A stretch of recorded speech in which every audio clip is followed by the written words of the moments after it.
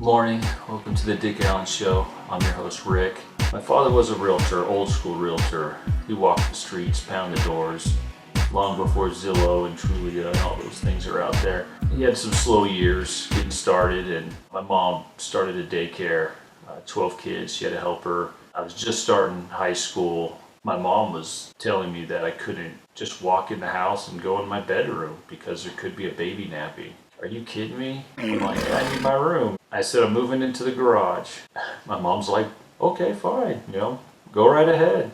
I'm grabbing my stuff, I'm moving in the garage. My younger brother's like, yeah, me too. So he moves in the garage, we put our beds out there. Over the next several months, we scored some carpet. Someone's thrown out a couch. We put that in there. Little by little, we hung curtains around the 2x4s. We had shelves, I had a washer dryer, water heater. I'm sure it's not up to code to live in conditions like that. I don't want to call myself a pioneer, but we were, forging out into the garage, and we called it the pad. And if we had friends over, the noise didn't bother the people in the family. I had a drum set, my brother played guitar, and it blows my mind that my mom starts renting out the rooms. We had college kids rent a room. We had people getting divorced or separated from their spouses that needed a place to crash. This teenager, he must have just turned 18, wanted out, and he could afford, the $250, $300 a month to rent these rooms, to get away from mom and dad or whatever it was. We had some empty rooms. They weren't being used for kids taking naps. My mom rented them out. If she had a couple rooms rented out, there's $600, $900 a month from renting out these rooms. It was a 5-bedroom house. My brother and I were changing. People would be like, my sisters would be running in there, people using the washer dryer or we're out there changing, and everyone just laughed at us. No one cares about what boys do. So Saturday mornings, my dad would open that garage door like 6 in the morning. He has this quote, it's super annoying. He'd be like, rise and radiate, rise and radiate, rise and radiate. Time to work. Yeah, he would say it like every Saturday morning, and he'd open that garage door, and we'd be out there in our underwear or, however we were sleeping out in the garage. And we'd have to get up and we'd have to go to work. In the winter, we had electric blankets to keep us warm.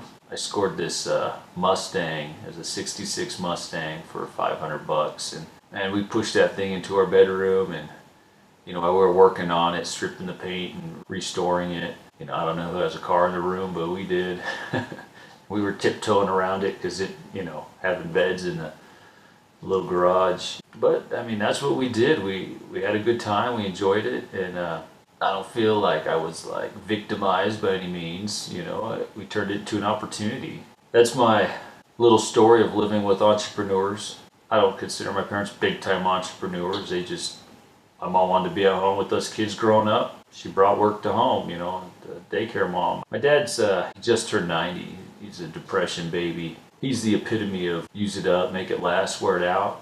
Like, that is him to a T. And some things you just like, hey, just buy a new hinge. No. He'd be taking baling wire and string and like rigging the fence. It'd last another month or two, but like he constantly would not spend money fixing stuff, and so everything was like rigged around the house. So when it comes to like bootstrapping, running a tight budget, that is what my dad is. I'm not so much concerned about the things that I have. I don't mind driving a beat up truck. I don't mind working hard. I don't mind going without. When things were tight for my dad, I remember what was on the food table changed, and we complained about it. If you've ever had cracked wheat, you know what I'm talking about. It's just the way it was. Just a little perspective on what it might be like to live with an entrepreneur, or if you have children, what they might go through as you're pulling things off. It's okay if you got to downsize or bootstrap, whatever. It can be a valuable lesson for those in your family, because it's all just stuff. That's my thoughts on living with entrepreneurs. Give you a little perspective of my background as well, probably why I maybe think the way I do, or why I'm willing to go without.